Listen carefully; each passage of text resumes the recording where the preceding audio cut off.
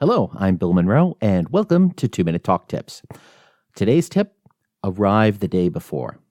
It's winter as I record this, and that means there are flight delays at O'Hare and LaGuardia. If it was summer when I was recording this, I'd say that means there are flight delays in Vegas and Dallas. If you have an afternoon presentation, it may be tempting to fly in that morning, but don't do it. It's not worth the risk. There are just too many things that can go wrong. Your flight could be late. There could be an issue with your rental car. They might make you check a carry-on bag at the gate and then misplace it. The passenger next to you could spill their beverage all over your presentation clothes. And the fact of the matter is, you are more likely to get to your session or your presentation and already be tired or stressed out, sweaty, rumpled, and just generally flustered. Look, I get it. When you have a session that might start at 3 or 4 in the afternoon, it's tempting to just grab an early morning flight and get there, either because you want to save some travel budget from an extra night in a hotel, or because you want to spend that extra night with your family. And those are all great reasons. But if an event is important enough for you to fly to, it's important enough for you to get there the day before, if at all possible. There's always something that can go wrong. And if nothing goes wrong when you fly in the day before, well, that's great. You have more time to rehearse your presentation. When you arrive the day before an event, you can comfortably find the venue, check out your presentation room, confirm your equipment still works, practice, and get sufficient sleep. And look, if something goes wrong when you fly in the day before, it gives you some flexibility. You can go shopping to replace a damaged pair of pants. You can fix a problem. You can call somebody for assistance, and you can generally resolve things. Again, if it's important enough to travel for, it's important enough to take an extra day at the beginning. Stick around, and after the break, we're going to take a look at Carmine Gallo's book, Talk Like TED, The 9 Public Speaking Secrets of the World's Top Minds.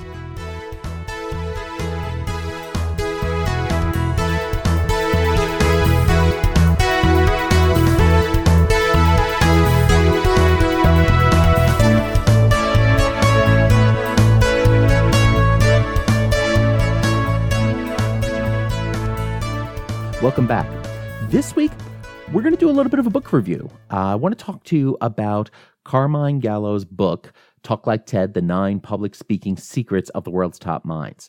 So to do that in this episode, we're first going to talk a little bit about what a TED Talk is. Then we'll talk about what Carmine's secrets are and spend some time on one of my favorite ones in particular, and that's to paint a mental picture. After that, we're going to talk a little bit about the nature of mental energy you require your audiences to have. And finally, I'll talk about some next steps that can help you become a better speaker. First of all, what is TED? You may have heard about a TED Talk already. They often pop up in the media, or you may see a link to a TED Talk passed around in a viral email, or you may encounter a TED Talk link on Twitter. But TED is about ideas that are worth spreading. That's sort of what they focus on. TED itself stands for Technology, Education, and Design. Many folks actually regard TED Talks as the premier example of public speaking today. Experts conduct compelling talks to inspire their audiences with an idea, a call to action, maybe a new way to think about a topic, or a way to improve their lives. The event tends to be highly produced, with an audience buying expensive tickets to experience the talk live and meet with other folks who bought expensive tickets to also experience the talks live. The audience itself is often filled with as many thought leaders as the schedule of speakers is. And then after the event, those talks are freely available online. And I'd actually encourage you to go visit TED.com to check out some of those talks. One of the key elements that goes through a lot of the different TED Talks is the idea of storytelling. And storytelling itself has become a lot more common in discussions in business and advertising and marketing these days. Storytelling has really become a buzzword that we talk about in marketing and sales around how to help connect your audience and your customers to your product. And telling a story is one of the things we often see in different TED Talks. And that's because spreading an idea requires taking it out of the abstract and putting it into a context that we can grab onto. One of the things that makes TED Talk so effective is that the speakers aren't just using bits and pieces of facts and trivia and endless bullet points. They don't just rely on lofty words and abstract concepts. They ground their ideas in stories that connect with their audience. And this theme of storytelling comes up in many of Gallo's secrets. Fans of Seinfeld, the sitcom from the 90s, will remember the J. Peterman catalog. Elaine Bennis took a job working for this catalog. They sold outdoor gear by writing narratives about great treks up mountains or through the jungles of wherever. Their stories told of arcane adventures the product was a part of. Those made-up stories created value, and that was the basis of that J. Peterman catalog and company. It sounds great in a sitcom, but the real world is different, right? Well, Gallo talks about a study where researchers scrounged up worthless objects, made up stories for them, and then sold them on eBay. To quote Gallo, the researchers purchased $128.74 worth of objects. The thrift store junk sold for a total of $3,612.51. The men had discovered that a narrative could invest ordinary products with extraordinary significance. A story had raised the average product's price by 2,700%. For example, a fake banana cost 25 cents and sold on eBay for $76 after a story was added. A tiny miniature turkey dinner was acquired for free, the owner just wanted it off the shelf, and sold for $30 after Jenny Ophel wrote a creative story about it. According to the Significant Object site, stories are such a powerful driver of emotional value that their effect on any given object's subjective value can actually be measured objectively. Gallo's book is filled with callouts and stories and analyses such as these. The point is that if you want your audience to see value in your plan, proposal, idea, product, weekly update, it's not the facts themselves that will connect with folks. It's the value that you can bring to those facts by connecting with your audience. So let's talk a little more specifically about the book now. As the title says, there are 9 secrets in this book, and Gallo breaks them into 3 different groups. But don't worry about spoilers. This is actually the table of contents for the book. He breaks them into 3 sections: the emotional, the novel, and the memorable. In the emotional area, the secrets are to unleash the master within, master the art of storytelling, and to have a conversation. In the novel section, it's teach me something new, deliver jaw-dropping moments, and lighten up. In the memorable section, it's stick to the 18-minute rule. Paint a mental picture with multisensory experiences, and stay in your lane. The book does a great job talking about all these different lessons. I want to focus specifically, though, on the paint a mental picture with multisensory experiences, because this is something I often find myself coaching other speakers in. It's really a personal favorite.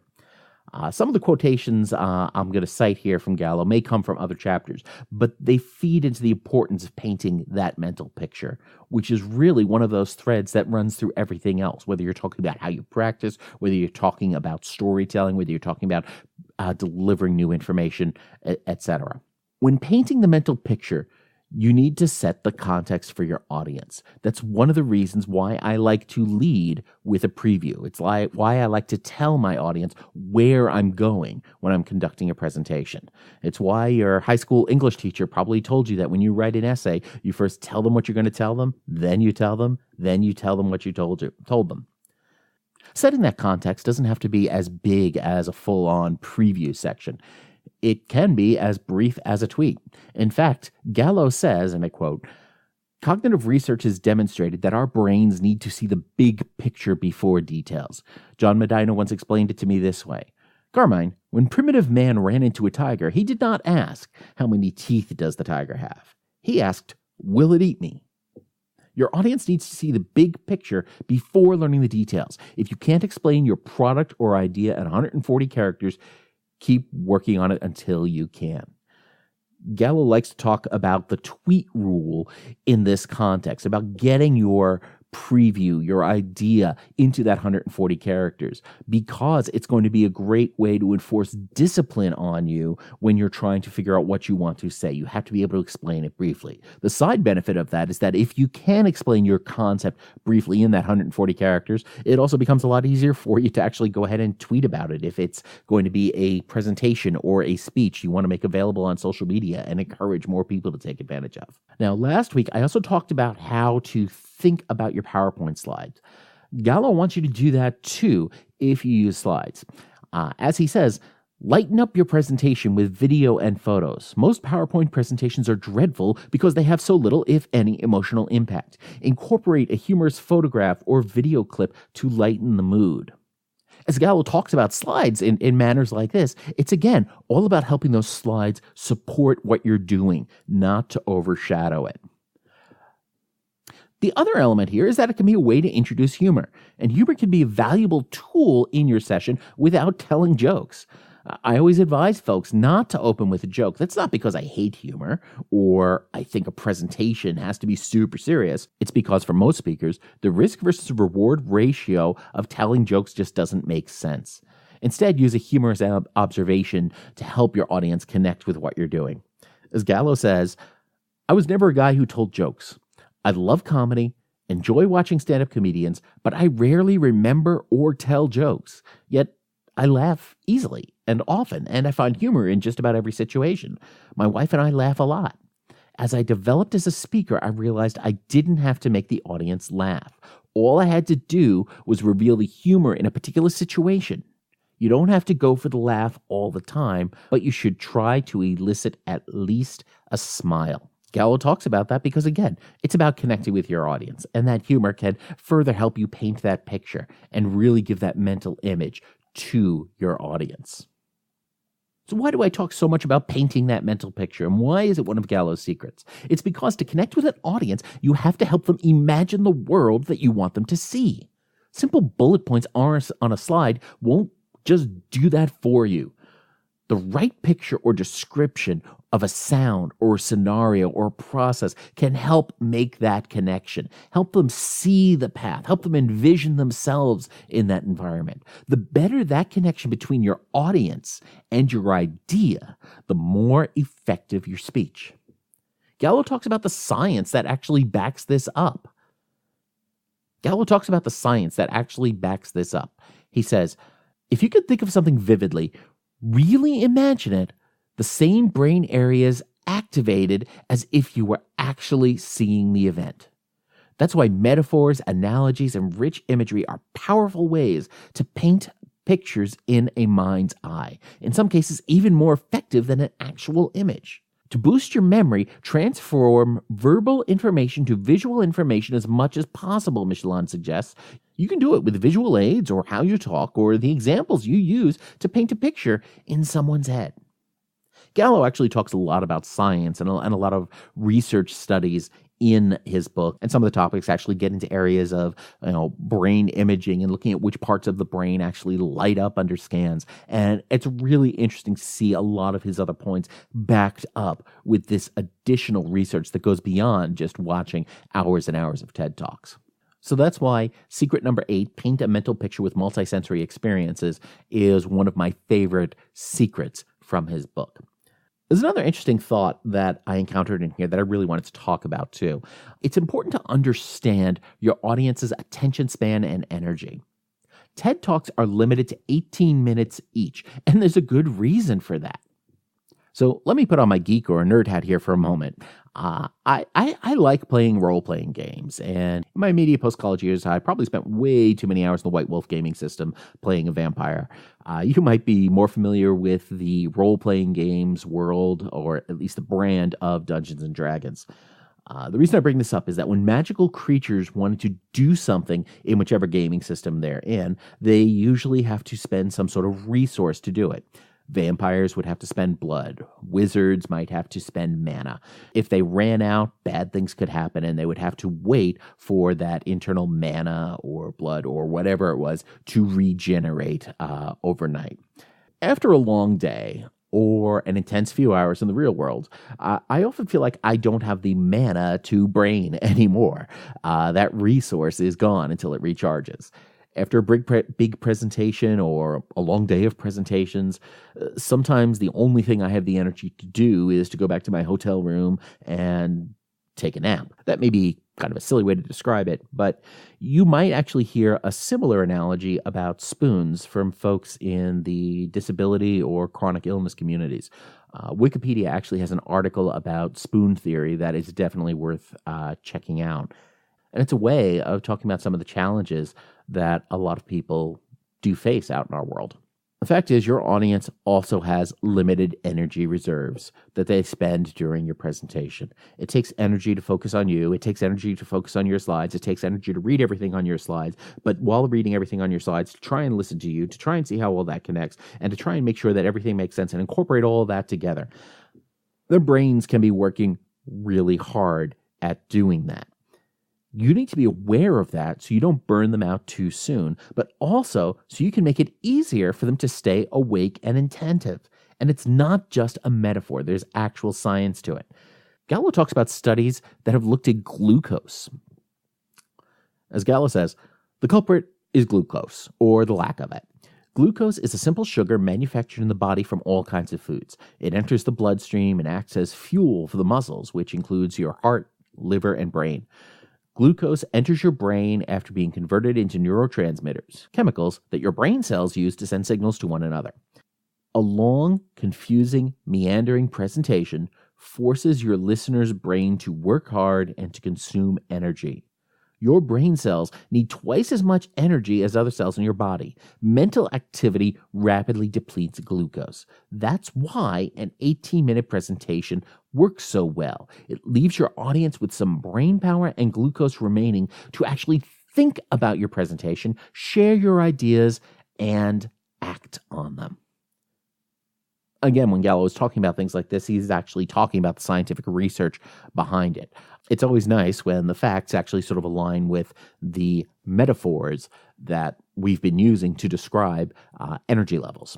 So now that I've spent some time talking about this book and the concepts that are in it and how I've interpreted them, what do I want you to do with all this information? Well, I have 4 things. Number 1, visit TED.com. This is the source for all of the TED Talks, and you can actually watch them online. You can very easily go to a page with the top 25 most popular TED Talks. Watch a few of them and listen to them.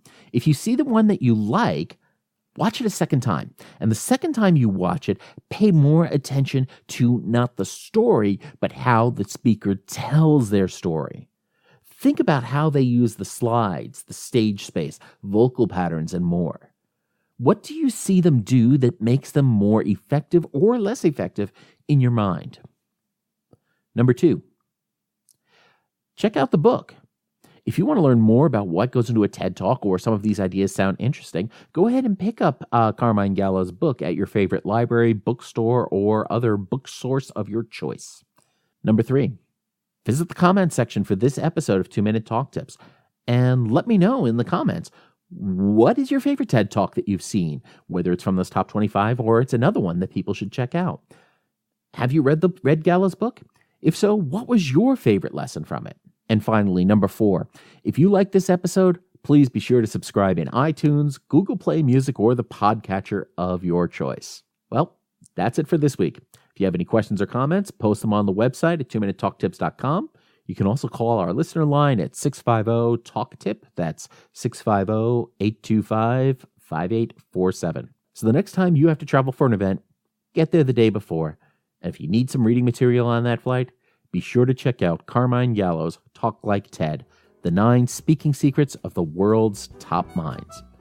And when you think about conducting your next TED Talk, don't get best, just get better.